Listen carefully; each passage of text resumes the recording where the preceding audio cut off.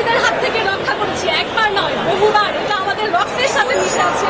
আমরা সেই ব্রিটিশ বিরোধী আন্দোলনের সময় ছিলাম, তারপর যখন অবিভক্ত বাংলাদেশ ছিল সেই সময় আমরা পাকিস্তানের কাছ থেকে নিজেদেরকে মুক্ত করেছি, আমরা ভারতীয় আগ্রাসন থেকে আমাদের দেশকে মুক্ত করেছি, আমরা স্বৈরাচার বিরোধী আন্দোলন করেছি।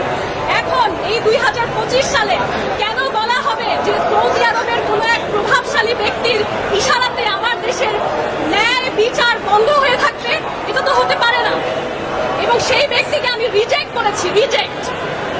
এটা পরিষ্কারভাবে ক্লিয়ার হওয়া প্রয়োজন। সেই ব্যক্তি যিনি আমাকে বিয়ের আংটি পরে ঘরে তুলতে চেয়েছিল তাকে আমি রিজেক্ট করেছি। আমার কি নারী হিসেবে সেটার অধিকার নেই? কেন আমাকে দিনের পর দিন হয়রানি করা হচ্ছে? আমার প্রশ্ন জাতির কাছে। এখন পর্যন্ত আমাকে তারা মৃত্যুর হুমকি দেয়। তারা আমাকে বলে আমার সরকার নাকি ওয়াদাবদ্ধ হয়েছে, আমাকে মৃত্যুদণ্ড দেওয়া হবে। কিভাবে আমার সরকার সেই ওয়াদা করে বিদেশি মানুষের কাছে আমি জানতে চাই। এখন পর্যন্ত ইনভেস্টিগেশন রিপোর্ট আসেনি আদালতে। কেমন করে আদালতের শাসন কার্য শুরু হওয়ার আগেই তারা আমাকে রায় জানাচ্ছে বিদেশ বসে?